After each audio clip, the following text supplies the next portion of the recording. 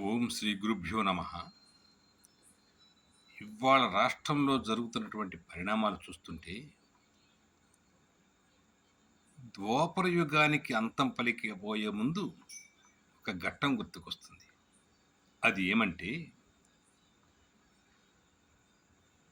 కౌరవ సభలో ద్రౌపదిని వివస్త్రణ చేసేటప్పుడు అతిరథ మహారథులందరూ కూడా అక్కడే ఉన్నారు. కానీ భీష్మ పితామహుడు కూడా ఉన్నాడు వాళ్ళలో. అది తప్పు అని చెప్పలేకపోయినాడు.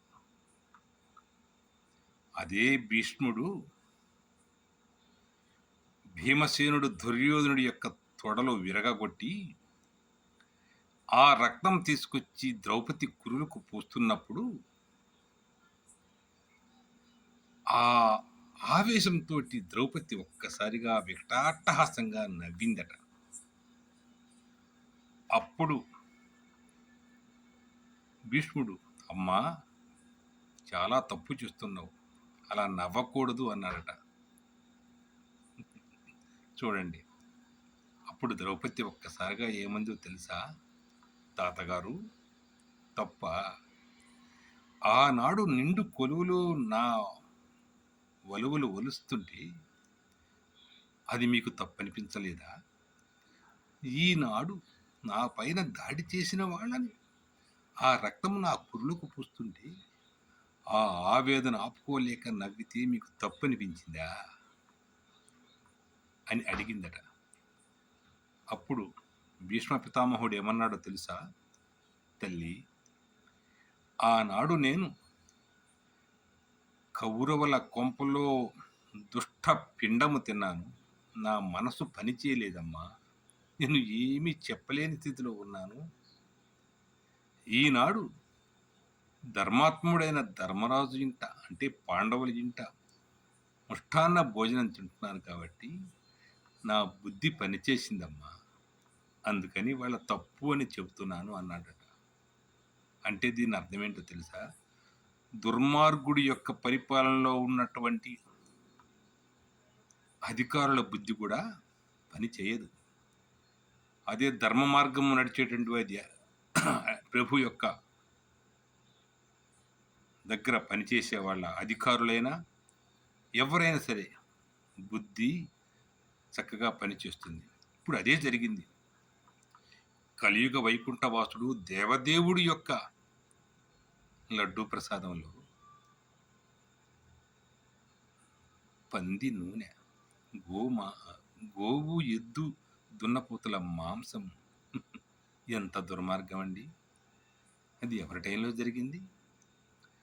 కేవలం క్రైస్తవుడిని నేను అని చెప్పుకొని దేశంలో ఉన్న క్రైస్తవులందరికీ నేను బాసటగా నిలుస్తానని చెప్పి రాజ్యం ఏలటానికి వచ్చినటువంటి ఒక క్రైస్తవ ముఖ్యమంత్రి టైంలో జరిగింది. ఆ దుర్మార్గుడు చేసిన పనులు అన్యా ఇన్యా. ఎన్ని దేవాలయాలు పడగొట్టాడు, ఎన్ని దేవతా విగ్రహాలు కూల్చారు. హనుమంతుడు చెయ్యి విరగొడితే ఒక దుర్మార్గుడు బొమ్మ చెయ్యేగా అన్నాడు. రథం కాలిపోతే 4 కోట్లు పెట్టి చేయించచ్చు కదా అన్నాడు. వెండి నందులు పోతే దుర్గమ్మ కొండపైన 10 కిలోలు పెడితే వస్తాయి అన్నాడు. అదే కాదు, ఎన్నో ఎన్నో ఎన్నో దుర్మార్గమైన పనులు చేశారు. కానీ ఆ ప్రభు, అంటే ఈ దుర్మార్గుడు అంటే ప్రభు అన్నా కూడా తప్పే. ఎందుకంటే అంత దుర్మార్గం చేశాడు. అతని పరిపాలనలో ఉన్నటువంటి అధికారులు మొత్తం కూడా దుర్మార్గపు ఆలోచనలోనే నడిచారు 5 సంవత్సరాలు. ఇప్పుడు రాజ్యాధికారం మారింది. ధర్మప్రభువు లాంటి చంద్రబాబు నాయుడు గారి పాలన వచ్చింది. అధికారులు మొత్తం కూడా మంచి మనసుతో ఆలోచిస్తున్నారు. పవన్ కళ్యాణ్ సనాతన ధర్మాన్ని కాపాడాలని ఎంతో ఎంతో ఎంతో తపిస్తున్నాడు.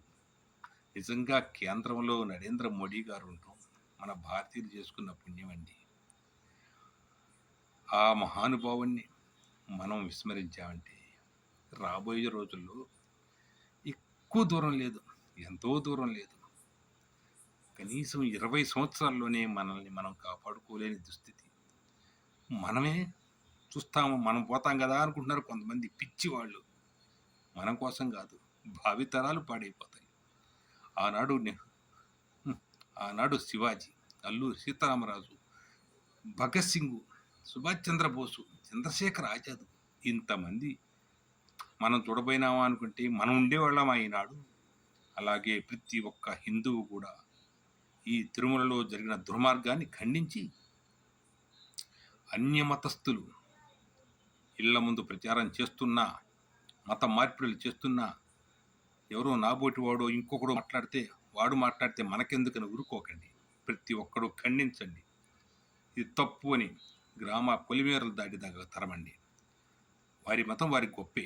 మన హిందువుల ఇళ్ల మధ్య వచ్చి ధర్మం ప్రచారం చేయడం తప్పు కదా? ఈ దుష్ట పరిపాలకుడు పాలనలో జరిగినటువంటి దుర్మార్గాలన్నీ కూడా మన తక్షణమే బయటికి తీసి ఆనాడు ధర్మరాజు ఏ విధంగా చేశాడో ఆ విధంగా ధర్మ మార్గాన్ని నడిపించాలని. ఎందుకంటే నాకు ఆ ద్రౌపది యొక్క సన్నివేశం గుర్తొస్తుంది.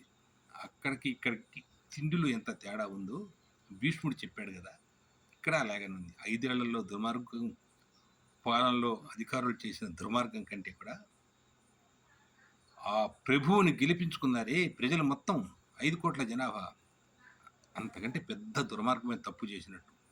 ఇంకా ఈనాడు కూడా తిరుపతిలో కోట్లాది మంది మనోభావాలను దెబ్బతీసినా కూడా అసలు బ్రాహ్మణుడు అంటే హిందుత్వానికి మరో పేరు. అటువంటి ఆ దుర్మార్గుడికి సపోర్ట్ చేసేవాళ్ళు చాలా మంది ఉన్నారు. అన్నం తినేవాడు ఎవడు సపోర్ట్ చేయడు. ఎందుకంటే సనాతన ధర్మం తెలిసినటువంటి కూటమి పవన్ కళ్యాణ్ గారు, చంద్రబాబు నాయుడు గారు, మోడీ గారు ఈ ప్రభుత్వాన్ని మనం కాపాడుకోకపోతే భావితరాలకి మనం ఏమి సందేశం ఇవ్వలేని వాళ్ళం అవుతాము. అందుకని దయ ఉంచి హిందువై పుట్టిన ప్రతి ఒక్కడు కూడా ఈ దుర్మార్గం యొక్క లడ్డూ పవిత్రతను కాపాడండి. దుర్మార్గం చేసిన వాళ్ళని తక్షణమే అరెస్టు చేయమని చంద్రబాబు నాయుడు గారికి, మన ప్రభుత్వానికి తెలియచేయండి. ధర్మో రక్షతి రక్షిత. ధర్మాన్ని మనం కాపాడితే అది మనల్ని కాపాడుతుంది. అంతేకాని ధర్మ మార్గాన్ని నడవాల్సిన వాళ్ళే అధర్మ మార్గాన్ని నడిస్తే ఇంక ఎక్కడ ధర్మం, ఎక్కడ న్యాయం, ఎక్కడ సత్యం? గమనించి నడవండి. భావితరాల భవిష్యత్తుకి బంగారు బాట వేయండి. జై శ్రీరామ్.